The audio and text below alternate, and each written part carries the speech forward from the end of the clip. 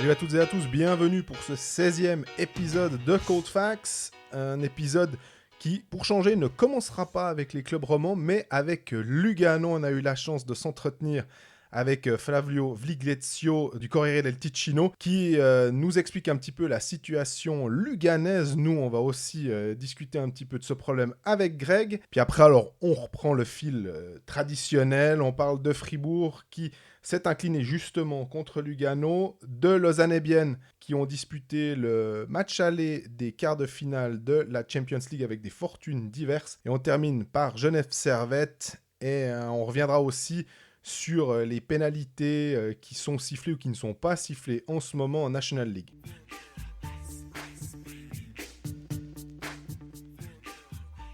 Salut Greg. Salut Jean-Fred, comment ça va? Très très bien. Et toi? Écoute, pas mal, ouais, pas mal. On arrive à la fin de l'année, là on a fait notre planning des épisodes de la fin de saison, ça va être compliqué c'est le merdier. Ce Noël qui tombe un mardi 24. Ce Noël qui tombe tout simplement. Alors, en fait. Ce Noël, c'est déjà... Mais bon, malgré tout, on va trouver un moyen de vous faire nos épisodes hebdomadaires, rassurez-vous. Mais d'ici là, il y a quand même une petite actu. On va mettre un peu le focus sur Lugano, comme tu l'as dit en intro. Ouais, parce que on se dit, là aussi, vous nous parlez, vous nous écrivez des messages, vous dites, on aime bien aussi quand vous parlez des autres clubs, pas forcément que les clubs romans. Et puis, on sait que Lugano a une base de fans qui est assez importante, même en Suisse romande aussi, parce que c'est historique, parce que Il Grande Lugano avait quand même été allé un petit peu hors de ses frontières. Et que, c'est un club qui a une histoire romande, finalement, de joueurs qui ont passé de nombreuses années là-bas. Maintenant, il y a encore Jean-Jacques Schliemann qui est dans le conseil d'administration. Il y a eu Flavien Cohn de nombreuses années. Julien Vauclair, il est là depuis avant notre naissance, ou presque, enfin surtout moi. Bref, il y a une vraie histoire et Lugano va vraiment mal malgré cette victoire contre Fribourg le mardi soir. Honnêtement, on la voyait venir. Franchement, on va pas se mentir. Fribourg qui perd contre les équipes du bas de classement, on la voyait venir cette défaite fribourgeoise. Par contre, ce qu'on pouvait aussi dire, c'est qu'on voyait Lugano quand même en gagner une à un moment. Mais il y avait 9 défaites en 10 matchs. Ouais. Ça allait vraiment pas du tout. On sentait que Kapanen, ce qu'on comprenait des médias tessinois, c'était que Kapanen était sur la sellette. Mine de rien. Je pense qu'il l'est toujours. Hein. Voilà. Je pense pas que c'est une victoire comme ça au milieu de nulle part qui va les aider. Ils avaient aussi gagné contre Rapperswil durant cette série négative. Là, il va falloir qu'ils enchaînent. Et on voit à quel point c'est difficile de remonter la pente quand tu es une équipe du bas de tableau. Regarde Fribourg qui fait 8 en 10 et ils sont toujours pas sortis de la gonfle. Ouais, ils ont toujours pas ce fameux 1,5 point par match en fait. Et non, toujours pas. Et même en cas de victoire contre Lugano mardi soir, ça n'aurait toujours pas été là. Donc, arriver à ce point et demi par match, c'est vraiment compliqué quand tu pars de 8-10 points en dessous de cette moyenne-là. Il faut vraiment enchaîner. Fribourg a su un petit peu le faire, mais on n'en est encore pas là. Lugano, ils sont, on va dire, rassurés un tout petit peu. Mais les problèmes sont toujours là. Je sais que tu as eu Flavio Viglezio du Corriere del Ticino, qu'on a déjà eu l'année passée.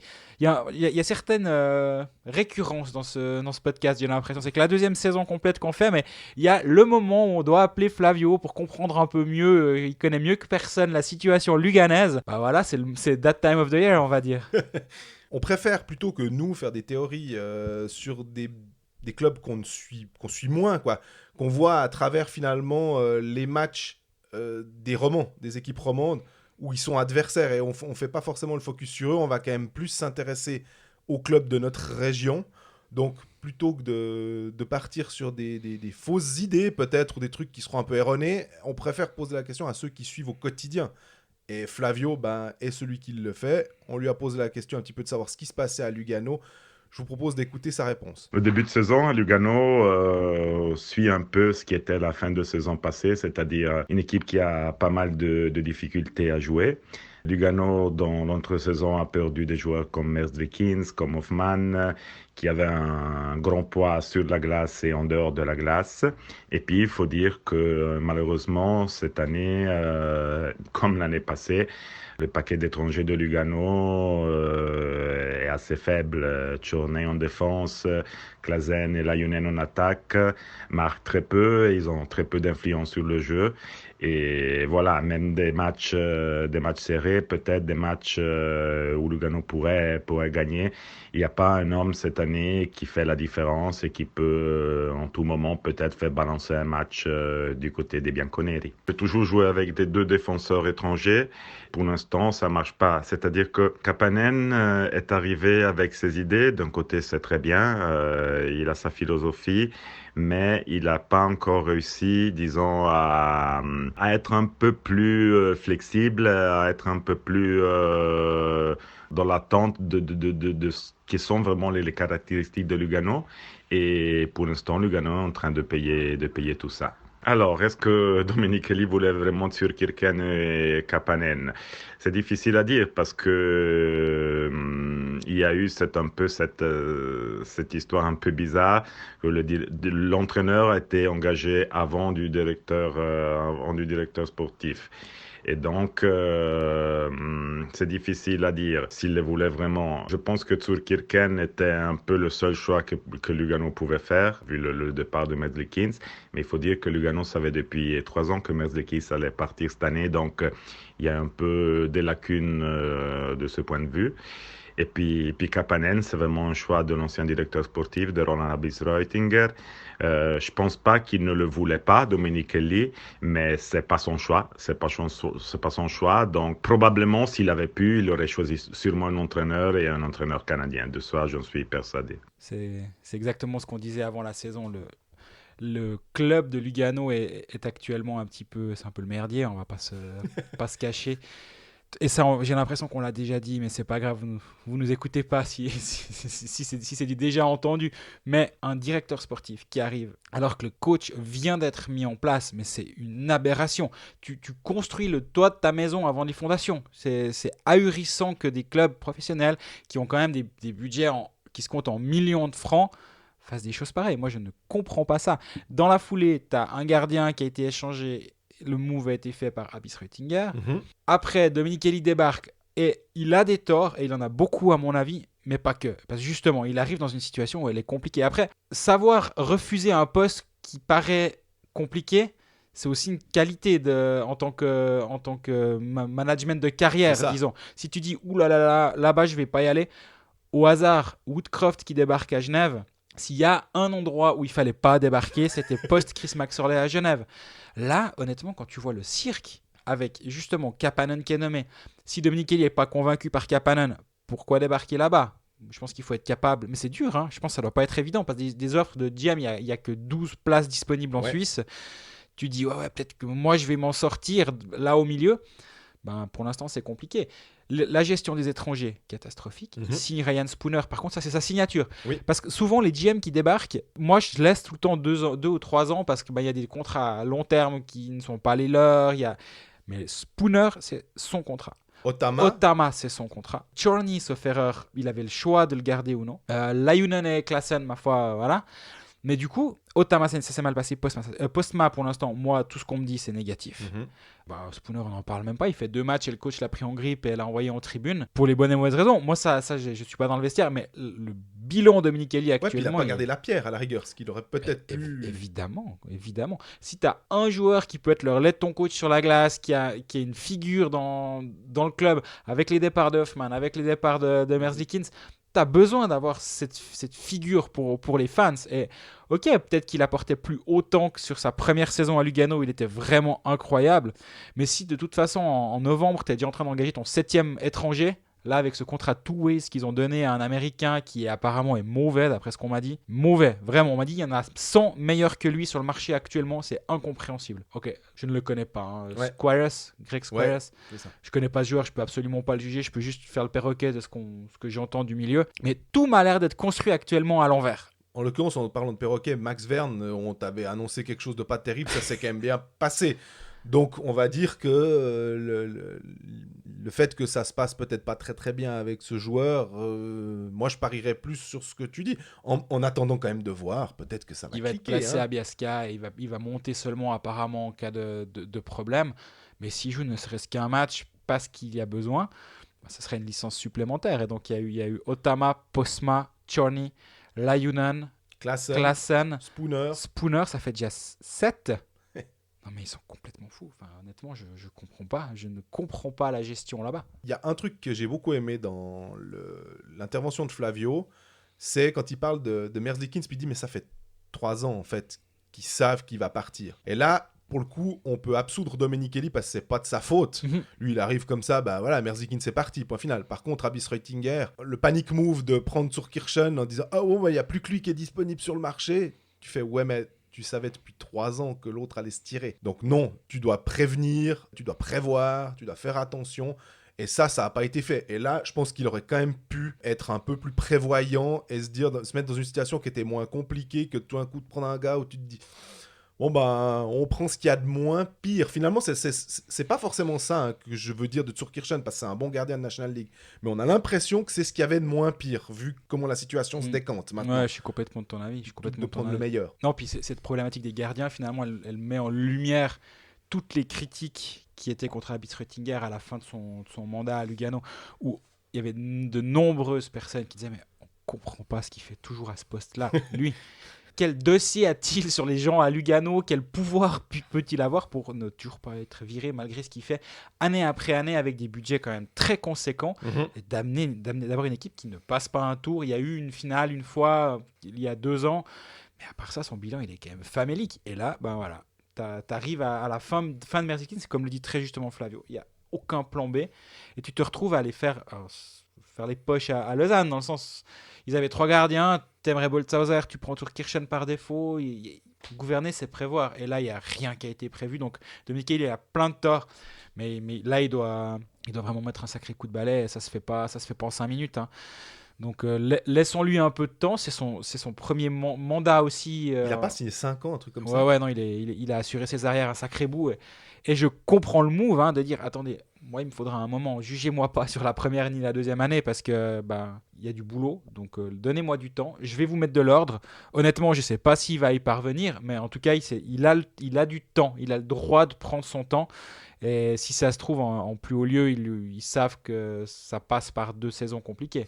Ce que je trouve aussi assez intéressant de voir, c'est qu'ils ont perdu, on va dire, on va schématiser, Merzlikins, Gregory Hoffman. Après, on peut encore rajouter effectivement Lapierre. Mais Lapierre, c'est plus, on a l'impression que c'est eux qui ont voulu, tandis que les autres, ils étaient un peu mis devant le fait accompli. Berne, qui perd Giannoni et qui perd Gaëtan Haas, finalement.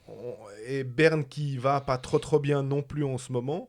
On voit que les forteresses suisses, quand tu perds des joueurs d'impact, même Berne, même Lugano, comme tu disais, finaliste il n'y a pas si longtemps que ça,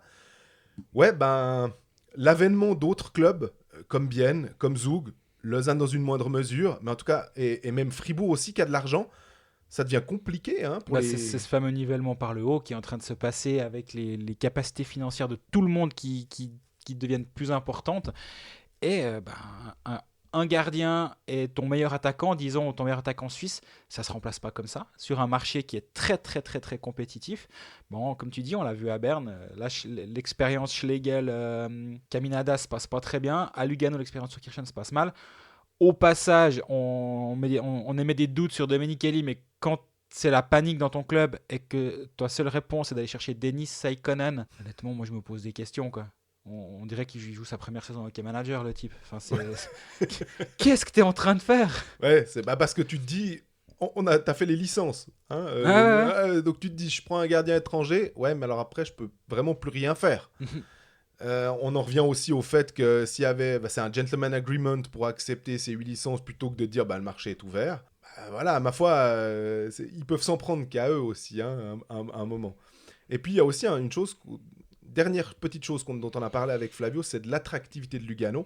Pour l'instant, la seule signature, c'est Marc Arcobello. Alors la seule, elle est d'impact pour 3 ans. Mais on a l'impression que, on le dit assez souvent maintenant, depuis peut-être 3-4 semaines, le marché est sec. Le marché qui va venir aussi est aride. Alors, est-ce que Lugano, finalement, a perdu de son pouvoir d'attractivité dans la ligue? Et on a posé la question à Flavio. Je ne sais pas vraiment si c'est moins attractif de venir à Lugano pour des joueurs. C'est vrai que Lugano ne veut plus dépenser comme avant. Ça, c'est un choix de la direction. Et donc, il n'arrive pas ou il ne veut pas se mettre sur le plan d'équipes comme Berne, comme Zug ou comme Zurich, par exemple, pour avoir des transferts. C'est vrai que Arcobello, pour Lugano, c'est un grand coup. Et Domenichelli espère aussi pouvoir convaincre d'autres joueurs par le fait d'avoir déjà engagé Arcobello. Mais je pense que le directeur sportif est en train de bien travailler, mais il aura besoin sûrement de temps, peut-être 1, 2, 3 saisons pour reconstruire une équipe qui a la possibilité de gagner. Il y a beaucoup de contrats qui arriveront bientôt à échéance, pas cette année, mais l'année prochaine. Et donc, je crois que le directeur sportif est en train de faire un travail de longue haleine pour pouvoir recréer un Lugano qui puisse miser le haut du classement. Voilà. Ouais, c'est exactement le constat qu'on faisait, donc on n'est pas à côté de la plaque à écouter Flavio. Ce qui est intéressant de voir, c'est qu'en coulisses, Domenichelli, il bosse effectivement énormément. Et c'est un des plus actifs. Je pense qu'il a les coups de fil illimités dans son abonnement, parce que sinon ça lui coûterait très très cher. Tu disais qu'ils envoyaient des offres à tout le monde, quoi. Alors, il y a ça. Sur le marché, tout le monde a reçu son offre de Lugano à peu de choses près, et tous les clubs reçoivent des coups de fil de Domenichelli pour des échanges dans tous les sens. Et c'est bien. Ça montre qu'il a envie de... Il se rend compte qu'il y a un problème et qu'il a envie de changer. Mais il se rend compte aussi que c'est difficile. En Suisse, c'est pas aussi facile qu'en Amérique du Nord, où tu peux faire un reset de ton équipe très vite. Et ouais. en 2 saisons, si ça se trouve, si tu fais les bons moves au bon moment, les bons choix de draft, etc., tu peux vraiment recommencer un truc. Là, il faut être 2 pour danser. On dit en anglais, mais on va traduire en français, on va le dire comme ça. Et il trouve personne pour travailler avec lui actuellement. C'est ça son problème. Donc là, il est vraiment pieds-poings liés avec son roster actuel. Il a signé Arcobello, comme tu as dit tout à l'heure. Il a surtout prolongé ses joueurs. Il a prolongé Fazzini, il a prolongé Bertaggia. C'est bien, c'est un bon signal. Les joueurs du cru restent à Lugano, et ça, tant mieux. Mais Lugano est en train de se faire rattraper aussi. On parlait du nivellement par le haut. Si la famille Mantegazza donne un petit peu moins d'argent, comme on l'a peut-être entendu en filigrane, et que les autres, dans le même temps, ont un tout petit peu plus d'argent, forcément, ça devient plus compliqué. Hein. Et on a l'impression que, ok, tu peux travailler sur plus long terme. Très bien. Ça, je l'entends. C'était un peu une litanie des directeurs sportifs de dire attendez, donnez-nous 3, en général c'est 3-5 ans, hein, on est d'accord. Le problème c'est que tu prends qui ? Enfin, si Bienne est sur le marché pour chercher un gardien, Lugano se retrouve aussi sur ce marché-là. Donc ils sont même pas tout seuls. Ils se retrouvent en concurrence avec Bienne. Puis si tu prends Bienne, tu te dis... Et avec Berne ? Ouais, c'est ça. Et tu te dis, t'es un joueur, on te propose Bienne ou Lugano, à l'heure actuelle, ok, la Dolce Vita du Tessin, c'est toujours super agréable, il n'y a aucun problème.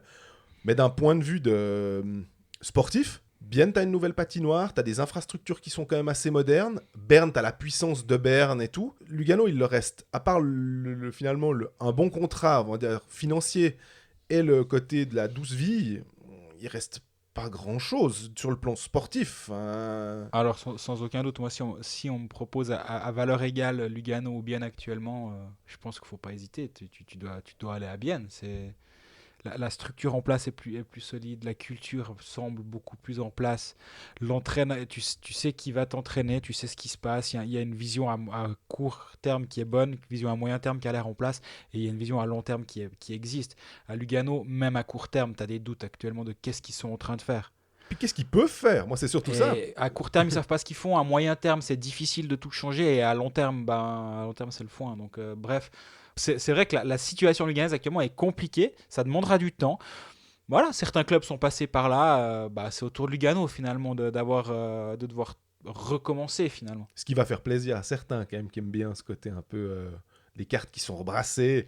De voir, des fois, un peu Berne et Lugano... avoir un peu le nez dans leur caca, ça fait plaisir à certains, je suis sûr. Ça. C'est très probable.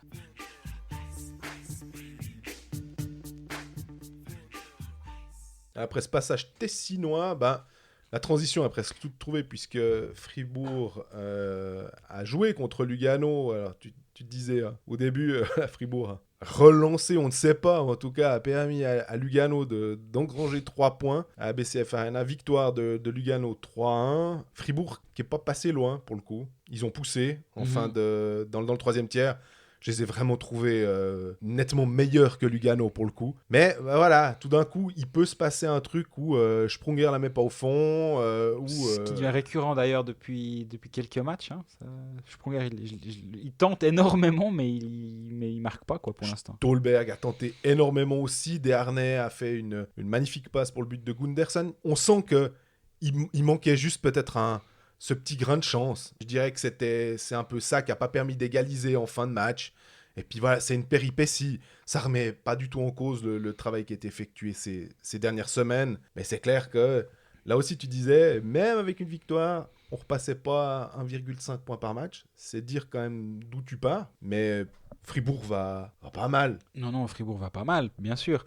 Mais il faudra marquer plus qu'un but pour gagner des matchs. Parce que j'ai l'impression que c'est de la palissade. Fribourg défend toujours bien. Premier but en box-play le premier but est arrivé sur un box-play de... Juste pas. En fait, c'est en toute fin, il me semble, non ? Ouais, une seconde après le retour de Bikoff, mais il est quand même... je le considère comme tel, mais t'as raison. Statistiquement, le box-play a tenu. Statistiquement, voilà.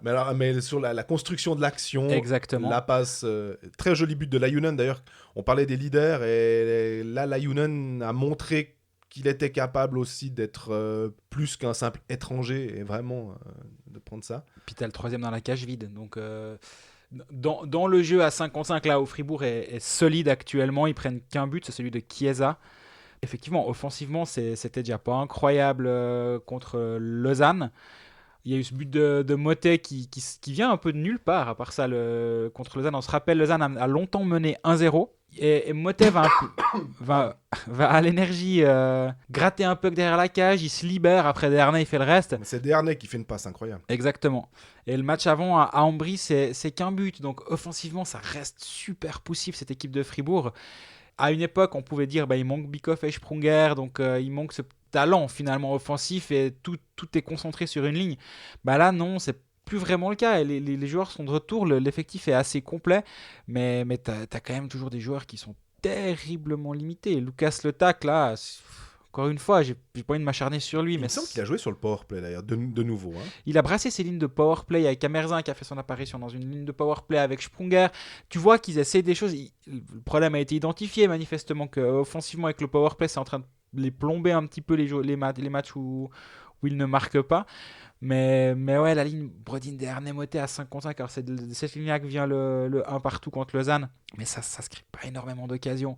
Stolberg, Bikoff, Sprunger, là aussi tu sens qu'il y a un potentiel pour que ça aille beaucoup mieux, mais ça reste poussif. Puis Rossi, Valzer, Le Tac, j'ai un peu l'impression que cette ligne, quand elle va sur la glace, tu te dis bon, on va essayer de pas prendre de but, quoi. Et Rossi, il a raté une belle montagne, il me semble.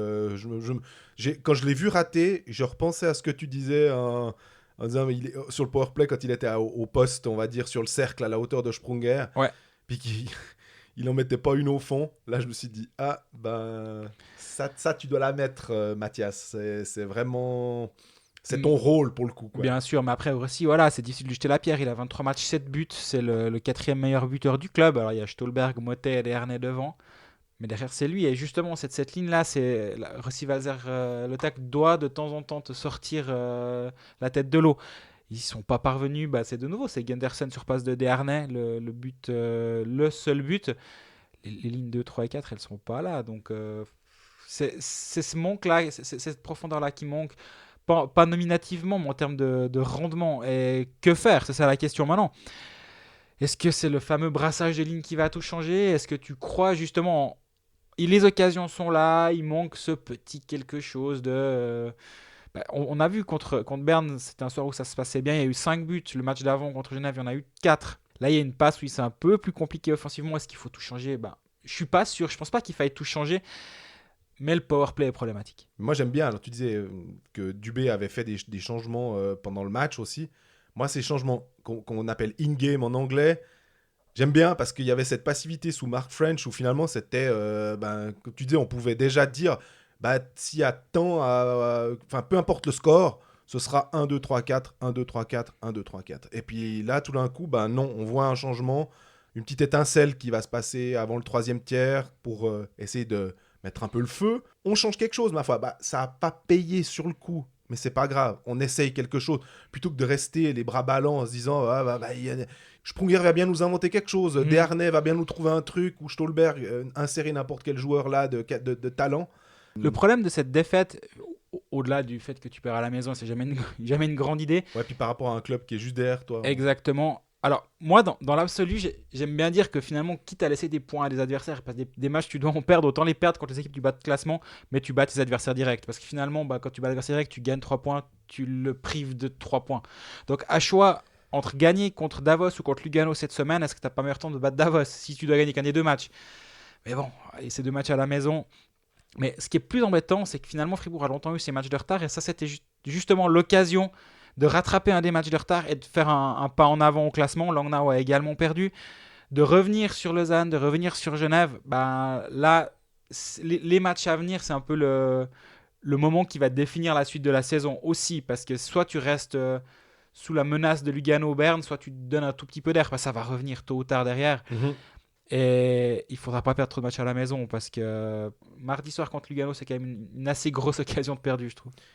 Parce que tu parles du calendrier, alors sans faire tout le calendrier jusqu'à Noël, il y a vraiment un truc important, c'est qu'entre le 17, c'est quoi, 20, 21, 23, il y a 4 journées complètes. Oui. Donc en l'espace de 6 jours, on a 4 journées complètes, donc 12 points en jeu. Ouais, là c'est dans le genre passage assez clé après la pause de l'équipe nationale.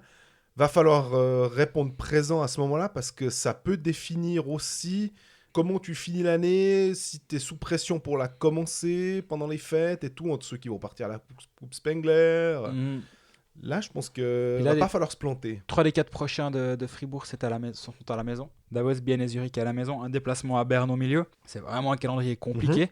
C'est 3 équipes du haut de tableau, et premier, deuxième et troisième, plus une équipe de Berne à Berne, où c'est quand même historiquement jamais facile d'aller jouer. Avec un nouveau gardien maintenant, peut-être qu'il y a une dynamique qui peut s'installer. On ne sait pas encore. Je dirais que le patient est clairement pas encore sorti de son coma, peut-être, mais tout porte à croire qu'il ne manque pas grand-chose. Exactement. Donc là, Fribourg, il y a un tournant actuellement. Il y a intérêt à ce que le powerplay commence à apporter quelque chose, parce que c'est de la palissade encore, mais c'est cette situation spéciale qui doit vraiment te permettre de gagner des matchs plus facilement et de pas avoir la trouille tous les soirs jusqu'à la 60e, et actuellement Fribourg n'est pas aidé par cette situation spéciale. Les occasions sont là, c'est là où je pense qu'il faut pas trop paniquer. Et puis je pense aussi à l'année prochaine, parce que tu disais voilà, les lignes 2, 3, 4, ce serait bien qu'elles produisent un peu. D'où la signature d'Eren. Bien sûr. C'est là qu'on commence à se dire tiens, on peut identifier maintenant ce qui manque aussi. Est-ce que ça veut pas dire que si Eren avait joué hier pour Fribourg, non. Fribourg aurait gagné, mais tu t'amènes une arme supplémentaire de quelqu'un qui peut peut-être débloquer la situation, égaliser, etc. Et un joueur de powerplay qui est capable justement de faire un tir sur réception précis, si tu lui mets des bons pucks. Et il y a des joueurs pour ça. Dernay est brillant. Gundersen est excellent aussi dans ce rôle-là. Bikoff est très bon. Il y a des joueurs de support pour les snipers. Le problème, c'est que les snipers, il n'y en a pas vraiment. Il n'y en a pas beaucoup, pas pour 2 lignes de powerplay. T'as Sprunger, t'as Stolberg. Rossi dans une moindre mesure, mais Rossi, on a vu en powerplay ce que ça donne. Donc oui, c'est là où l'engagement des runs fait vraiment, vraiment du sens.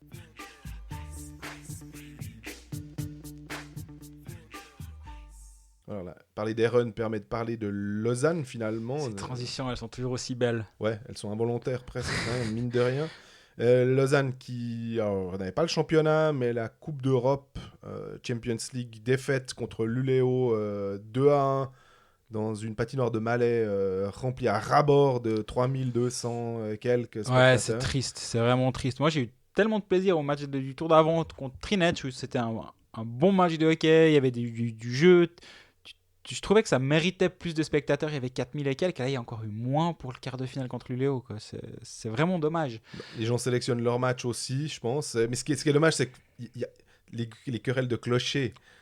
Tu préfères aller voir un match peut-être moins bon du point de vue hockeyistique contre Genève, Fribourg, Bienne, même Berne, Lugano, plutôt que de voir un club suédois. Et pourtant, on a beau dire que ils ont été champions, ils sont leaders ils ont gagné la Ligue des Champions, ils sont leaders du championnat de Suède, mais peu importe.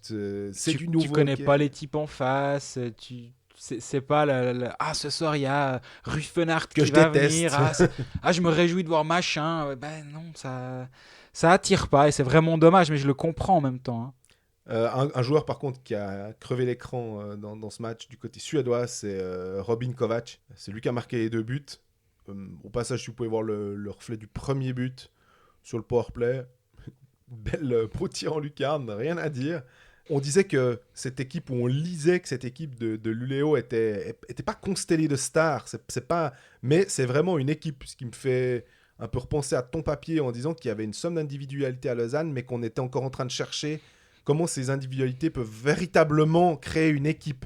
Alors bien sûr qu'ils gagnent en équipe et puis qu'ils ne gagnent pas forcément par des efforts individuels exceptionnels à chaque match, mais il manque peut-être un tout petit peu encore cette colle ou ce ciment pour qu'on se dise « Ah ouais, vraiment là, on obtient une véritable équipe qui peut sortir de situation simplement par son jeu. » Moi, je trouve que le contraste, il est saisissant dans les matchs contre Genève. Sans diminuer le talent genevois, mais j'ai toujours l'impression que quand tu vois un Lausanne-Genève, il y a une équipe qui a envie de se battre en équipe face à des joueurs qui n'ont pas cette cohésion, on va dire. Ouais, c'est ça. Et ça pas des qualités. Non. Ça suffira quand même très fréquemment pour passer l'épaule.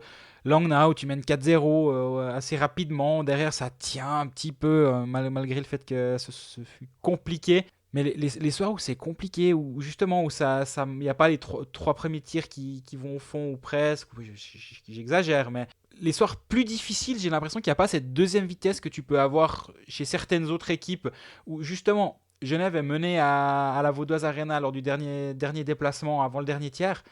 Ben, ils égalisent immédiatement, après ils passent, finalement ils ont gagné en prolongation, mais j'ai l'impression que Lausanne n'a pas cette deuxième vitesse-là. Et est-ce que ça va venir ? Franchement, la saison est encore longue. Complètement. Lausanne est dans la première moitié du tableau, donc il n'y a pas péril dans la demeure, mais moi, cet aspect-là me dérange un petit peu. Et contre Luleå, finalement, Lausanne a été aussi dominé dans le jeu. On voit sur le flow, comme on dit, du match. Luleå a été plus dangereux. Franchement, je pense qu'un match nul à la rigueur aurait pu était peut-être le meilleur des salaires pour les deux équipes, ce qui t'arrange pas beaucoup puisque tu dois quand même après aller, contrairement à Bienne qui a joué d'abord à Frölunda, enfin à Göteborg, puis après on va recevoir pour le deuxième match, là tu vas devoir aller en Suède. Oui, bien sûr que Lausanne peut gagner, mais il va juste falloir être un poil plus offensif aussi. Il faudra plus trop essayer de matcher tactiquement parce que j'ai l'impression que déjà que Peltonen et son staff sont des fous de tactique. C'est des types qui bossent énormément, qui peuvent passer des heures à analyser les choses. Forcément, quand tu joues contre des Suédois qui sont réputés pour être des très bons tacticiens, ça te donne des matchs. Je pense que si tu aimes le hockey sur glace d'un point de vue stratégique, comme ça doit être très intéressant à décrypter.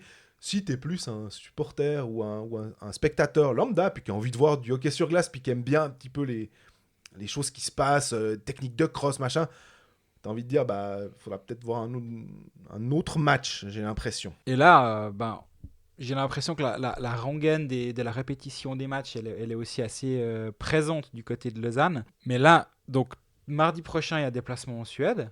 C'est quand même pas la porte à côté. Et Luleå, pour y être allé, c'est loin. C'est très, très loin au nord de la Suède quand même. Mais avant, tu joues Bern et Davos. À Berne d'abord, puis à Davos samedi. Pas simple. Et la fin de saison, la fin d'année, c'est encore Zug à la maison, Genève à la maison, à Zurich, à Lugano. Puis après, tu as les JOJ. Donc, le prochain mois lausannois est rigolo en termes de calendrier et de répétition des matchs.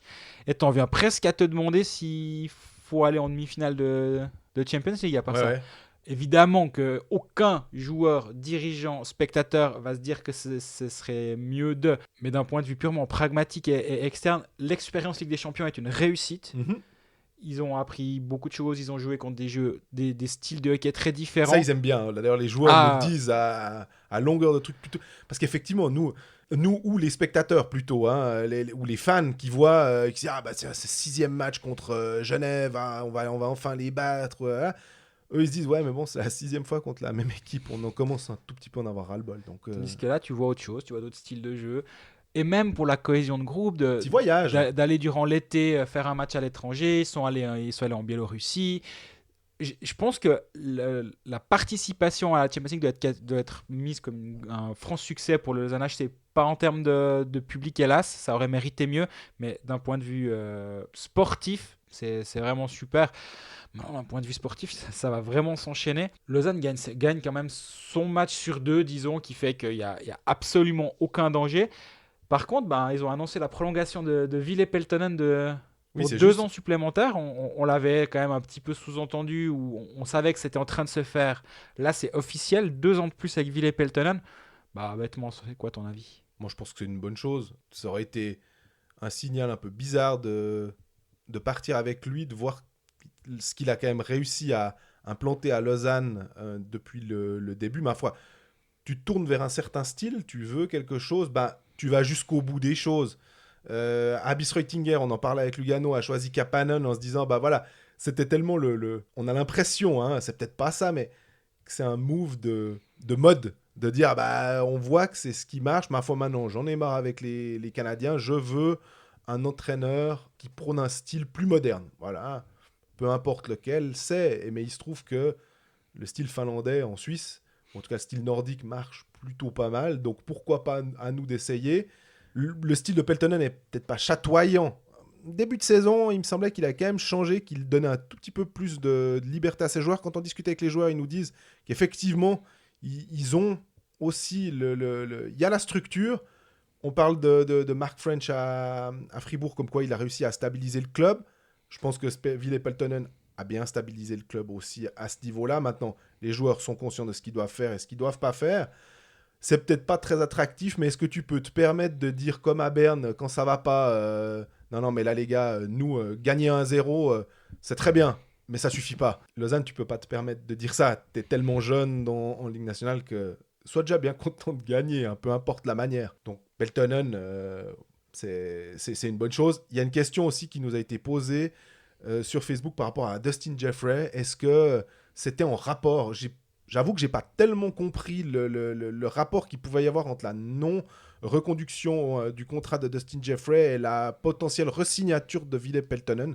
Je sais pas ce que t'en penses. Ça permet aussi de parler de Dustin Jeffrey parce que visiblement il aurait signé quelque part. Oula, attention, non, j'ai pas dit ça. Ça vaut pas. Ah non, je dis pas que t'as dit ça, mais c'est. Faut faire attention. Non, je pense que la question, elle est dans le sens.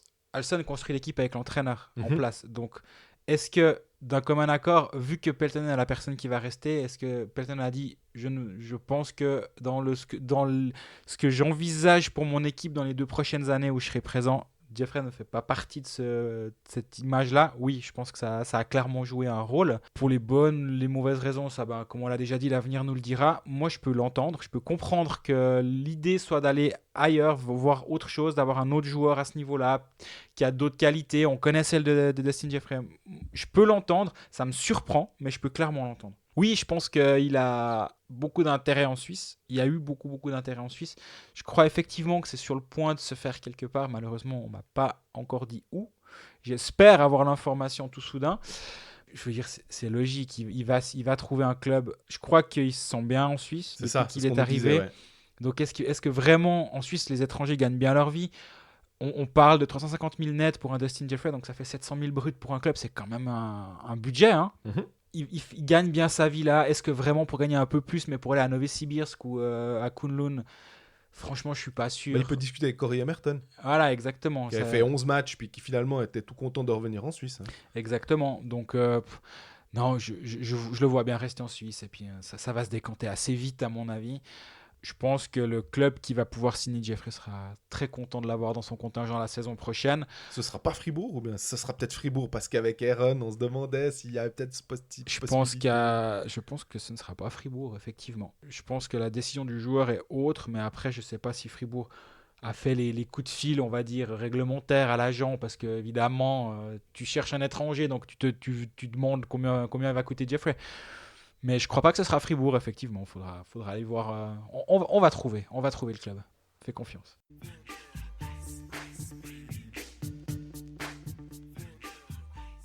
Comme on a parlé de Ligue des Champions avec Lausanne, j'ai juste abordé le fait que Bienne avait joué contre Frölunda et surtout Bienne est allé gagner à Göteborg 3-2, il menait 3-0, un volume de shoot, c'est hallucinant. C'était tu parlais souvent de l'anomalie statistique, hein, ça fait peut-être 2 semaines maintenant qu'on met le doigt sur cette anomalie statistique du HC Bienne.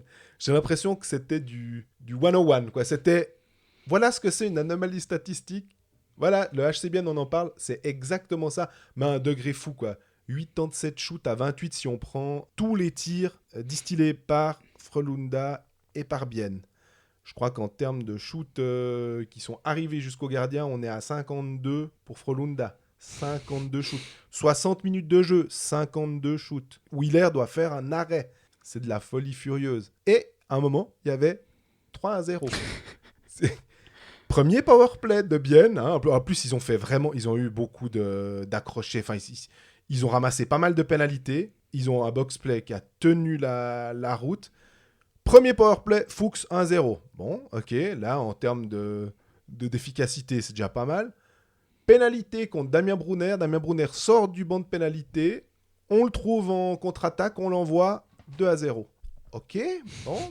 Début du troisième tiers. Marc-Antoine Pouliot qui s'échappe sur le côté, qui se dit, bon, je vais essayer de tirer. Bim, lucarne, 3-0. Juste ça, mais c'était fou. C'est vraiment, tu te dis, et les commentateurs américains, parce que c'était aussi retransmis sur NHL Network, et ils disaient, la structure, ils vantaient les mérites de Bienne. Finalement, comme si Bienne acceptait d'être dominé pour mieux après contrer. Alors, il faut avoir un peu je sais pas si c'est de la chance, mais en tout cas, il faut être très efficace après quand tu as tes chances. Et c'est ce qui est Bienne en ce moment, quoi. C'est une machine d'efficacité, quoi. Oui, c'est l'équipe qui rend fou, je crois. Toutes les personnes qui aiment bien les statistiques. On a eu une petite pensée pour Cédric qu'on a eu à notre micro il y a quelques semaines de Analyze Data, qui est un site qui met de plus en plus de références, je trouve, et qui est de plus en plus complet. Donc encore félicitations d'ailleurs pour ce qu'il fait.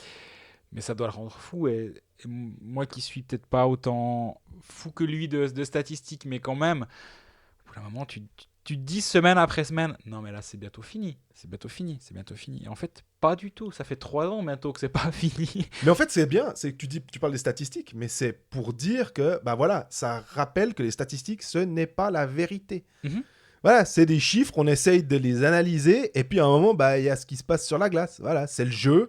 Un bon gardien, peut-être un peu de chance, une efficacité folle, et puis tu gagnes ton match, quoi. Ouais, effectivement, ça part quand même de Jonas Hiller, t'as clairement raison.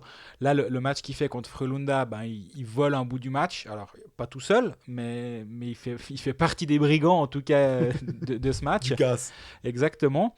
Puis offensivement, là, ça commence vraiment à ressembler à une équipe complète de Bienne, où ton centre c'est Pouliot, Kunti, Fuchs, Gustafsson. J'ai l'impression que c'est ce qu'avait Steinegger en tête au moment de dessiner son équipe. Ullström prend une place sur la première ligne et est vraiment pas mal. Ce joueur, de ce que je vois, j'aime le voir jouer. Brunner est de retour, premier match, 2 buts. Lui, là, j'aime bien parce qu'il nous écrit souvent les histoires. Il a eu son premier match à Lugano où il avait fait un triplé. T'es journaliste, t'es dans la tribune, c'est bon en fait. Tu peux quasiment lui donner l'ordinateur. C'est lui qui a écrit le texte, c'est trop facile.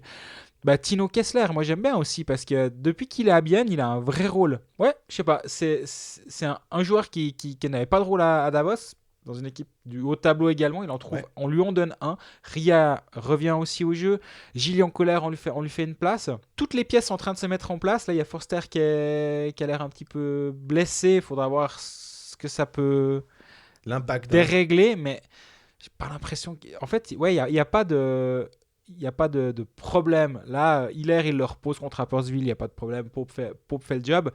Mais effectivement, peu de tirs en attaque, il génère pas énormément de tirs, beaucoup de temps de zone. Il passe beaucoup de temps en zone offensive. Pas beaucoup de tirs. Ils en prennent quand même pas mal. Et malgré tout, ça tient la route. Donc, il faudra peut-être inventer une nouvelle statistique pour Bien ou essayer. Mais c'est intéressant. À part ça, moi j'aime C'est que ton bien B pourcentage, c'est plus le Bollock, c'est le Bien ou le... le Bill percentage. Ouais. Mais non, c'est vraiment très intéressant d'essayer de comprendre. Et moi, j'ai décidé d'essayer d'aller poser la question une fois bêtement à soit Anderselson, qui est l'assistant et spécialiste des défenseurs, soit à Tormenon, pour essayer de comprendre ça, parce que c'est assez passionnant finalement d'avoir quelque chose qui est aussi contre-intuitif.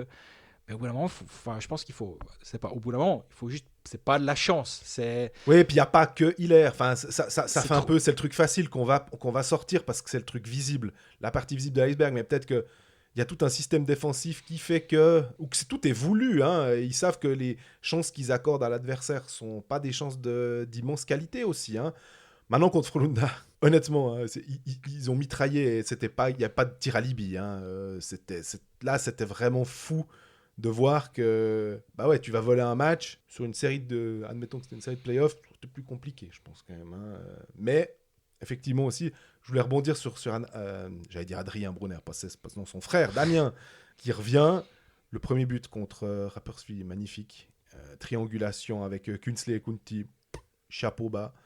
Et ça amène aussi, on l'a assez dit avec Genève Servette, à quel point les jeunes, tu les montes dans le line-up parce que tu as des types peut-être plus expérimentés qui sont out. On pense à Tanner Richards pour Smirnov.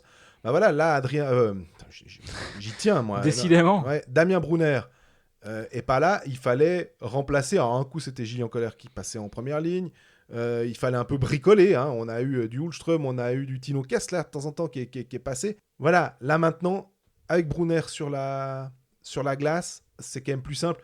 Et tu peux aussi moins en demander à tes jeunes. Tu les descends dans l'alignement. Donc, c'est un problème cool à résoudre pour Tormenon en ce moment. Ah, complètement. Ouais, complètement. Non, c'est assez optimal, je trouve, comme gestion de roster. Et j'ai l'impression qu'on se répète de semaine en semaine, mais en même temps, on va pas inventer des problèmes là où il y en a pas, en fait, actuellement. Au moment où on enregistre ce podcast, on apprend que Ryan Sataric va jouer pour les 2 prochaines saisons et va quitter Vienne pour aller à Rapperswil. Il retourne à Rapperswil. Il retourne à Rapperswil. Voilà, c'est pas l'info du siècle, mais vu qu'on le lit pendant le podcast.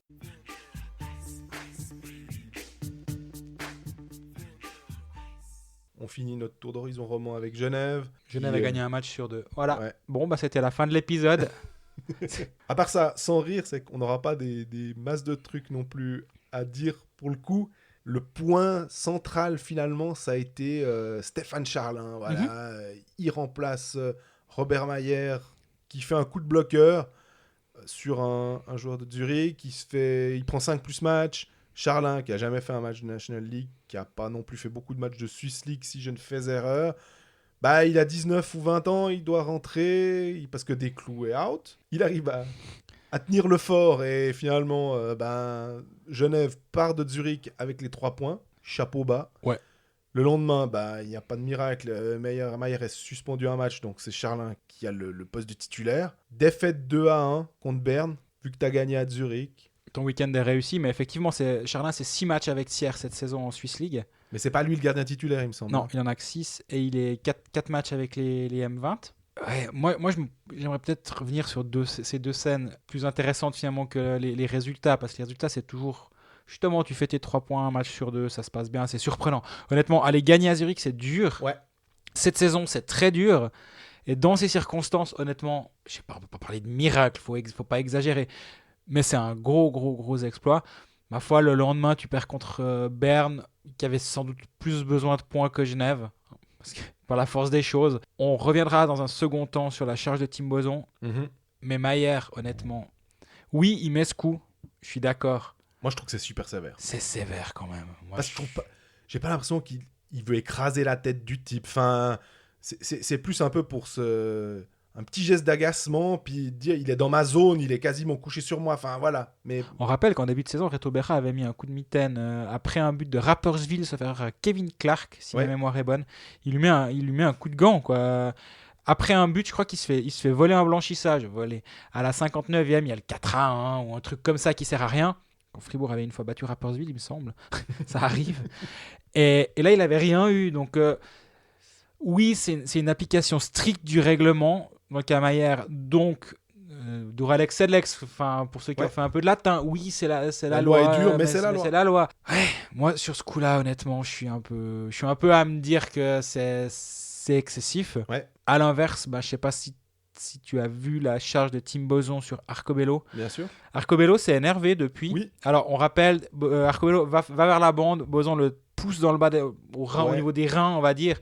Au-dessus de la culotte. Et le balance dans la bande. Pour moi, elle est méchante, celle-là.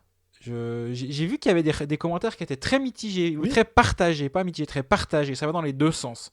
Ce qui est assez juste dans le sens où moi je comprends qu'on puisse penser les deux. Ouais, quand même. Là, j'ai l'impression que tu vas plus pour faire mal qu'autre chose, ou c'est dangereux, je trouve. Et à un moment, je suis le premier à dire que des fois ça va très très vite. Là, j'ai pas l'impression, justement. Là, il y a quand même cette demi-seconde où il a le temps de réfléchir. Exactement. On parlait de la semaine passée de Julien Vauclair sur Sverger, le coup de coude, où tu vois que sur une fraction de seconde, le coup de lèvre, ça va hyper vite, c'est compliqué. Là, pas. Et Arcobello a dit dans différents médias depuis, j'ai vu dans la Bernhard Zeitung notamment, surtout, ouais. voilà, qu'il n'a jamais joué dans une ligue où il y avait aussi peu de respect pour les joueurs. Et finalement, ça revient à ce qu'on dit depuis des semaines. C'est des mois et des années, il n'y a pas que nous, hein, évidemment. Non. Mais c'est induit par des sanctions qui sont toujours trop faibles. Et pour moi, le point de départ, vu que ça coïncide avec notre podcast, l'avant Colfax, on n'en a forcément pas parlé à ce micro, mais c'est Martinson, Marc Wieser. Ce jour-là, il prend 4 matchs de tête, Marc Wieser, alors qu'il peut vraiment... il l'a envoyé à l'hôpital, mais il peut l'envoyer plus qu'à l'hôpital. Je ne vais pas le tuer forcément, mais il peut ne pas se relever, Martinson, de cette charge à Davos. Et on lui met 4 matchs. Après, il y a eu la charge sur Reto Souris de Kalle Anderson l'année passée, où à aucun moment il vise autre chose que la tête. Et là aussi, il est à peine puni. Au bout d'un moment, il ne faut pas s'étonner que les joueurs soient pas plus respectueux. Chervet sur Garrett Rowe. C'est pas puni, ça. Ouais.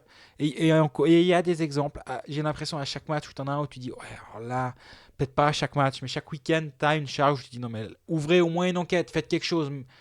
Montrez que ça a une importance et que les gestes et les actes des joueurs sur la glace ont une importance.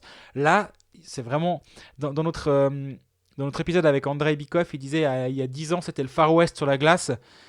Il le disait en termes plutôt de structure de jeu, de système, etc. Mais j'ai encore l'impression qu'aujourd'hui, à certains égards, c'est exactement ce qu'on est en train de vivre. Et la charge, c'est pas Tim Boson qui est l'accusé numéro 1 de tout ça. On peut mettre n'importe qui. C'est un processus qui mène à des charges qui ne sont pas assez punies, qui sont voire pas punies du tout. Chervet sur Rowe, pour moi, c'est toujours incompréhensible qu'il n'y ait pas eu d'enquête ouverte. Ouais.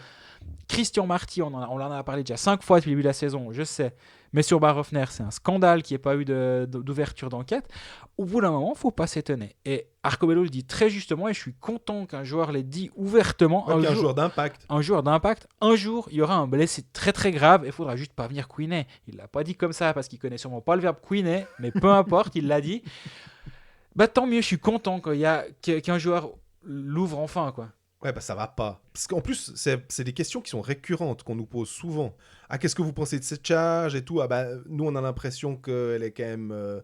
elle est sévère dans le sens, elle va faire mal, et puis il n'y a rien.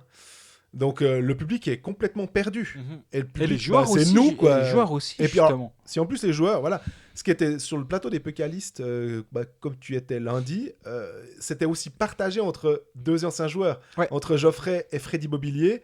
Geoffrey Vauclair qui commence aussi à connaître un petit peu maintenant à la façon de sanctionner ou qui voit différemment et disait quand c'est poussé à ce niveau-là de la bande, c'est faute.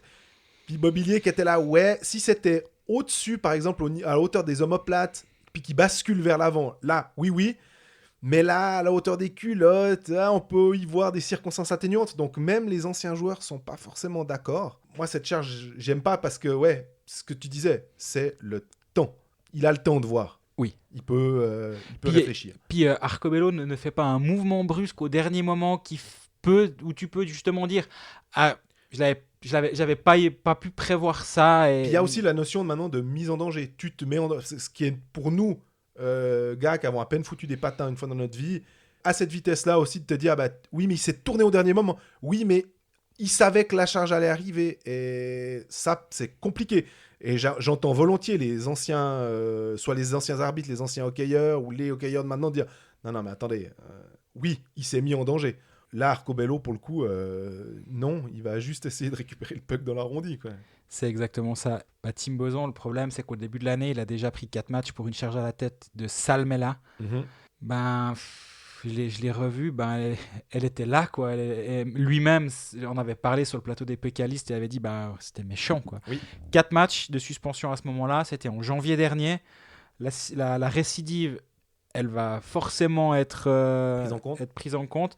Maintenant, la question que je me pose, c'est à quel point les propos d'Arcobello vont peser et à quel point la Ligue ou le PSO ou le juge unique ou peu importe qui tu veux dans le processus décisionnel, à quel point ça va être un exemple va être fait de Tim Boson en disant moi j'espère pas justement. Ouais. Non.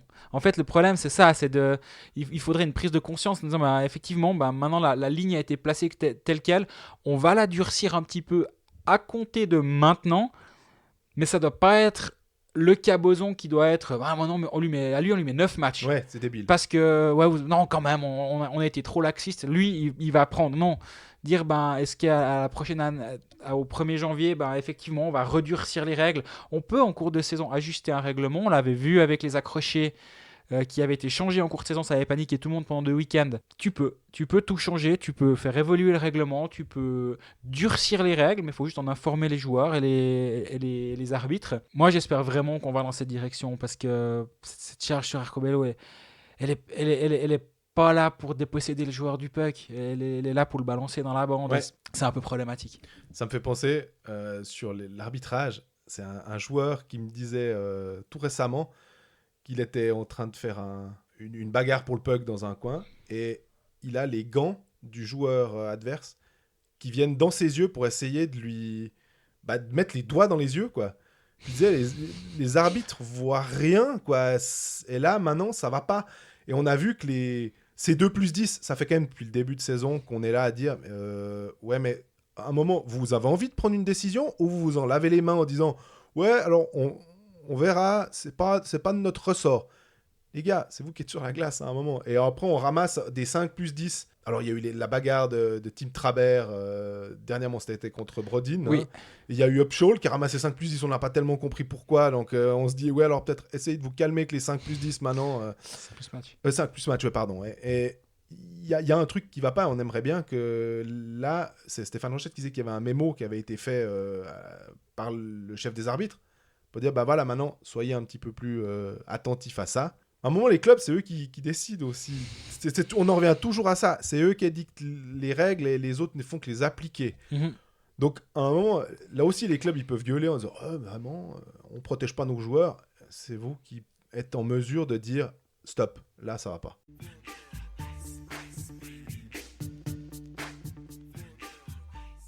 Voilà, on a quand même parlé de Genève malgré le fait qu'ils gagnent un match sur 2 et que c'est super et que c'est... On n'a pas parlé des jeunes et des vétérans qui marchent bien. Bravo. Exactement. Merci donc à Robert Mayer et Tim Boson. Ça nous a fait un peu de la matière. Blague à part, on arrive à la fin de cet épisode. Chaque semaine, je me trompe de numéro, donc je ne vais pas dire lequel 16. Voilà, à la fin de ce 16e épisode de Colfax. D'ici la semaine prochaine, on va caser quand même un petit épisode. Parce que cette fois, c'est moi qui pars en vacances. Donc, mais on va quand même réussir à le faire parce qu'on a tellement pourri Jean-Fred que je ne peux pas me le permettre.